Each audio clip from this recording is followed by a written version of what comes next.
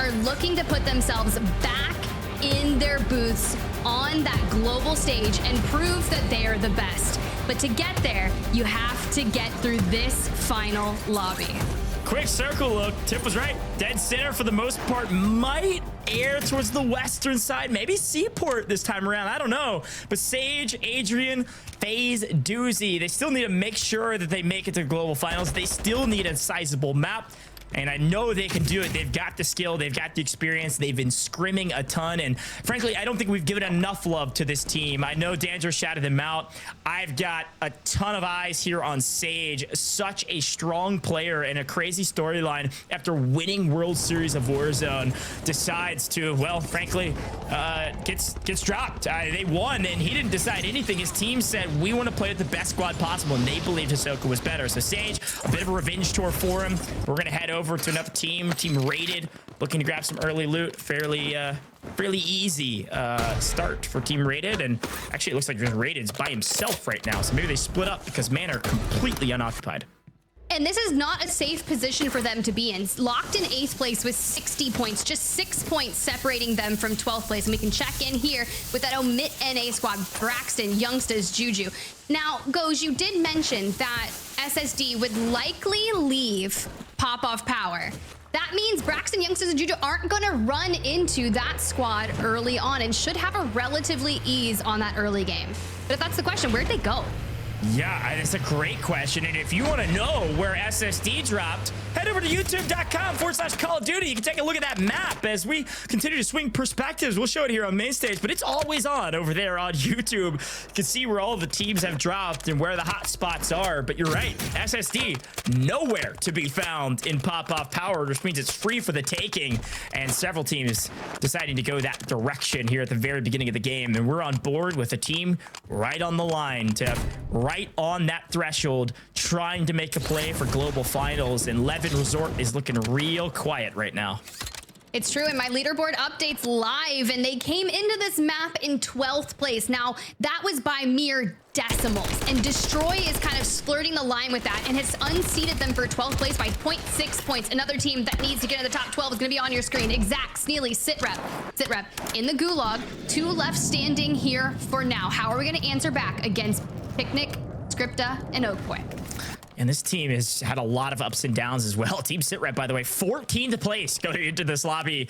They need a big one, but not as big as a lot of these squads. Team Tommy on the other side, already some early frustrations. It looks like Tommy's teammates, though, they're in the kill feed, answering back on Sway, getting the cleanup, Teeny and Obs, but Tommy looking to win his ones. Tommy wins his ones. Still on the board, still able to play, still in the mix. For now. For now, I see Biffle's name in the kill feed. This time, the attention is turned straight on to Intex's squad.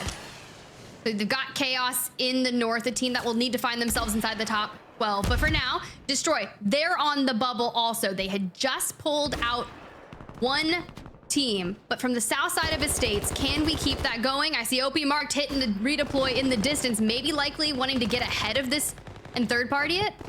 Yeah, probably. Again, Destroy's team was really close, going into last map, and they're still really close. They didn't get the game they wanted last map. They lasted fairly long, but just not a ton of points. They're around that 12th place right now, actually right on it, and looking to they've got to have a good game right now.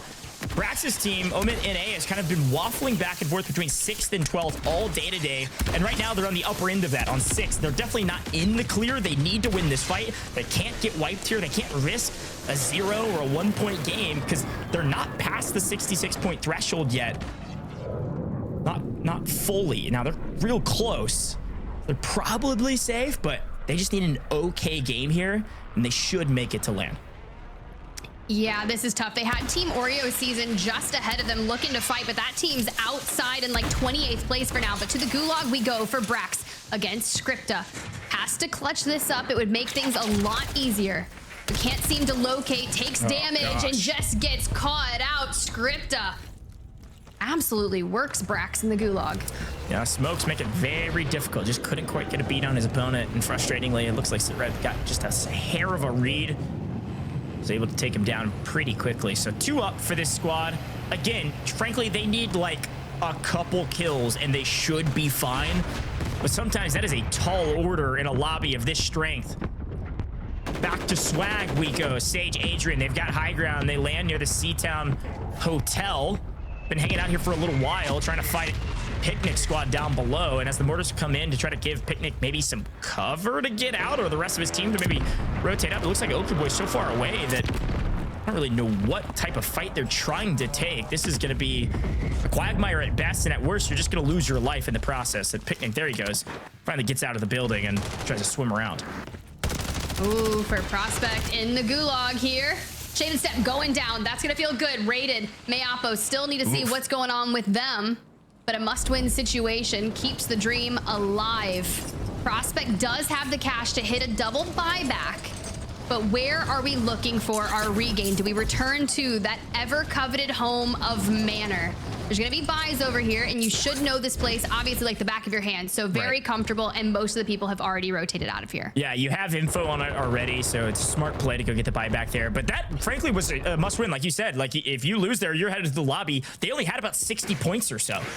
Maybe just a hair under that, actually. So, again, not saying 66 is going to be the perfect threshold, but that's essentially our benchmark right now based on the average of our 12th place team. So, but a team that had a free and clear rotation coming out of 11 Resort, something went wrong, at least for Jackal, into the gulag. More 1v1s to be seen here in the Googe, and watch Waldo can't get a break as Jackal maintains pressure, cleans up the elimination, flies back to his team, Brolic and Huskers.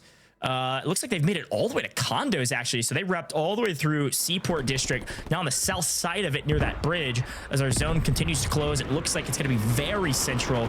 Could even be an Old Town end.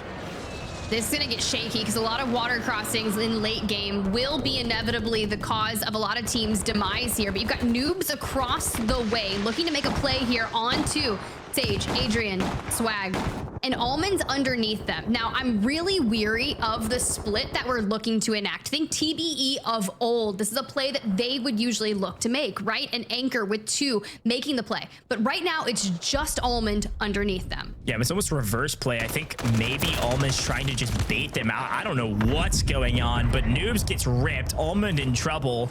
I didn't like the fight to begin with, but I guess they needed to be aggressive. Like, I almost, and I guess maybe in the C4 meta, you can't just all three push inside of a building because one C4 could frankly just take all of you out. So maybe they're just trying. Buskers. Yeah, exactly. Trying a split push there, but it's just, they feel timid. This is not like them. And again, this team really not even in, nice win, but not even in a position to get to global finals unless they drop a 25 kill game and a win for a 50-point some odd game. That would ensure them a spot. And if there's a team to do it, it's definitely that one, but tall order. They do have the skills here, and we get a little pip here on the lower right-hand side of some plays that Jackal from Huskers' squad made. Now, granted, that squad is flirting the line of the 12th place threshold and needs everything that they can do to take that win. Youngsters with the peek up, spots a tract on the roof, dives back down, but our resources are quite limited here. Youngsters only 3 plates, and Brax needs anything. But with the map update coming through, you can see how central we're pulling. A lot of teams are going to collapse in Lowtown for sure, as well as the north of Zarafan suburb. Yeah, quick look at a couple team names. You see team 1, that's SSD. They did rotate back to pop off, so normal rotation for them. Team Destroy is who I'm looking at. Team 4, right dead center, mostly on your map. Fighting, it looks like team 7 is where we'll probably go next. Team Destroy right around that 12th place. So everybody needs it, but that team needs it bad. Gotta make sure you make it.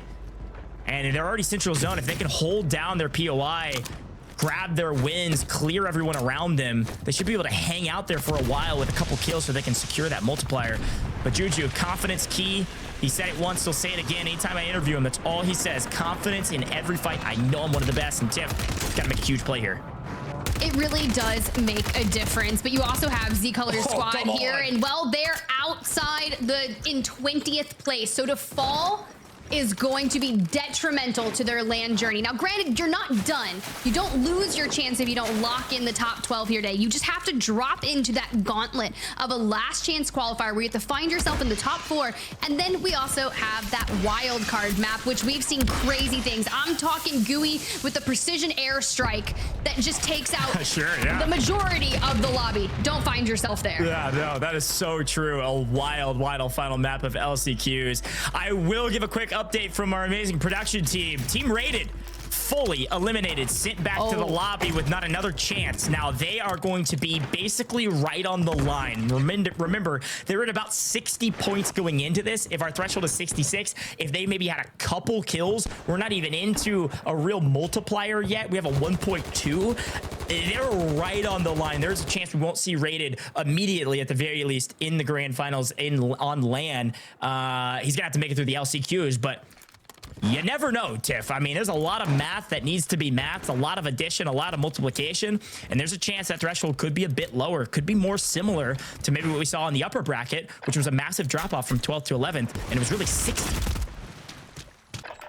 Okay, Freddy, good dubs there. Let's see if Joe Gang can sit here and win this. You're gonna need to against Juju, but that's gonna be a tough one.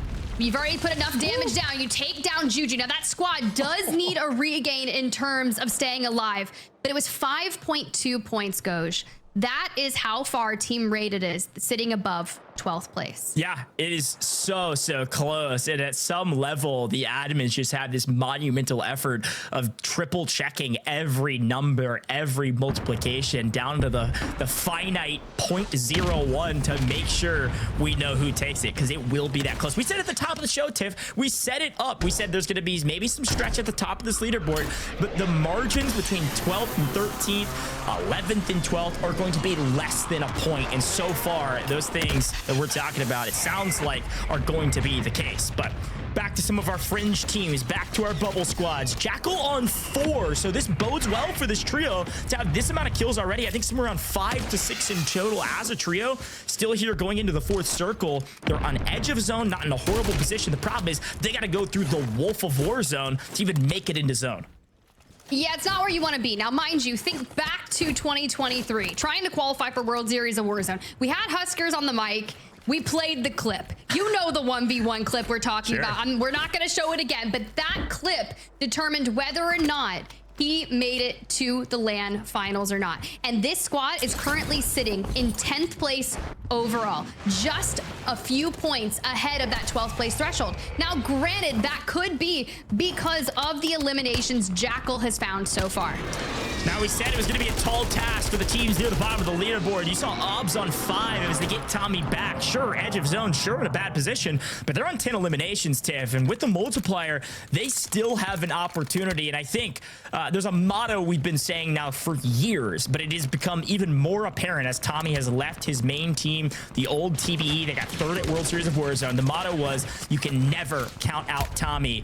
Watch out for that team. We'll try to keep an eye on them, because anything could happen. When Tommy is in the game, things can be turned on their head. Could go from in the 20s up into the top 10 potentially. We will see. But back to Huskers we go. Back to about 7 eliminations for this team, and almost dead center of Urzikstan for the final map is awfully poetic. All right, well, hear me out, though. Team Braxton, 6th place, fully eliminated. That is scary to be. I know that we're on the upper half of that top 12, but you do not want to be sitting here waiting to see how the remaining 22 teams play this out, specifically the ones that are on the bubble and still alive. This squad, though, looking to solidify their ticket to LAN, do not want to go to the last chance qualifier.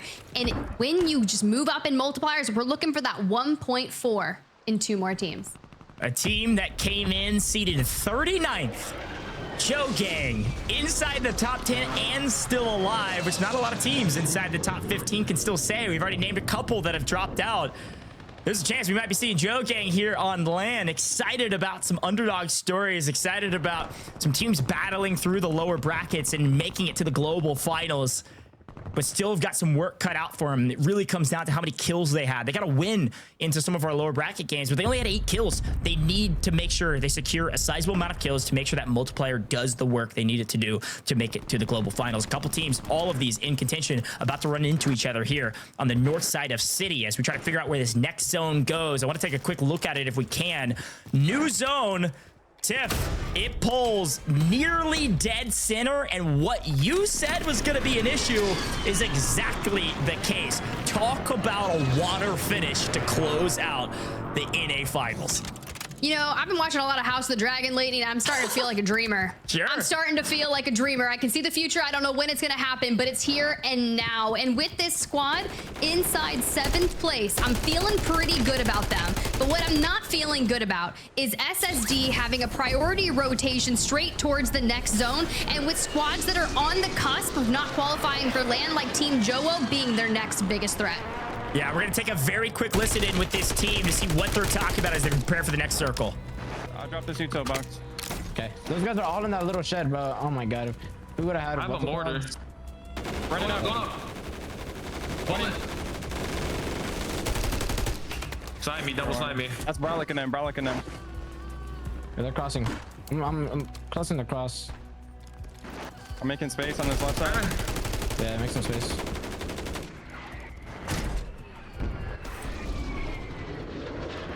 And the open You on guys should pick this up. When you guys should pick this What? up.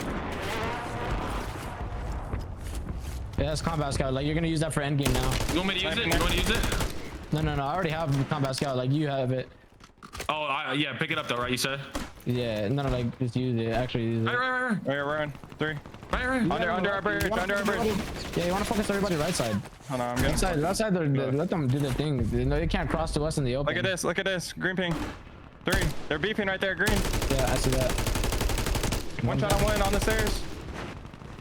Running up the stairs. Yeah. See that? I can mortar that. Damn, I fucking suck. One died. How about Momo? Right here. Right. Into the building. One shot live. Building. She got into the building, boys.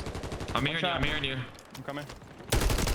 All right, this team is firing on all cylinders, and I'm loving the comms I'm hearing out of Adrian, a very cerebral player paired up alongside that former LAN champion Sage and Swag. It's made for a dynamic trio, and now they've got their work cut out for them. We did see Jowo's team fighting on edge against SSD, but they've already rotated just towards the edge of island to get ahead of the water. This squad has to rotate straight towards them. Yeah, great comms from this team. They are firing on all cylinders is a perfect way to put it. Everything working well for them. They might fall here, but they've probably done enough. And this is where it gets down to the nitty gritty, folks. Team 14, that's Jowo squad. They are outside of the money, if you can call it that threshold to make global finals. They are right there, right on the edge, just outside of it. They got to make a play for top 10, and really they need top 5. And this Ave play with the portable buy could save the tournament for Joe Gang and Vexo. It might be a battle of the Joes here shortly. Watch out for that fight from the water, getting up to WinCon where Jowo's at. The battle of the Joes might be back, Tiff. This is the battle of the fringe too, because all of these teams are on the wire. Joe Gang's team in 12th, Destroy 13th, Sitrep 14th, but then Jowo is in 14th. They need 8 points plus to make this dream that much closer. I got a chance to talk with them when I was in London when they were playing alongside Limax, and they are so fun, and it's just a cool vibe to be able to prove yourself on the global stage. But you got to get there first. And about to be in that top 10 towards the open. Can we get towards the next zone? Here's the other side of the equation. You might be in circle fighting. What about the outside of the circle? Sage doing classic Sage things, trying to clear a lane for his team. Unfortunately, Huskers is firing with that sniper. Car 98 headshot. See you later, FaZe doozy. Swag is out of here, and now Adrian and Sage are in trouble. Holding that right side angle, we can only assume Huskers team has now made it to the global finals. They have like 14 eliminations. They're about to get top 10. Sage in trouble, but he secures top 10, gets the 1.6 multiplier. We're likely seeing Sage at the global finals, but folks, it's all gonna come down to this rotation. Sage could play spoiler. He gets Swag back into the air, at least to show some comms. Huskers team finally falls. They get...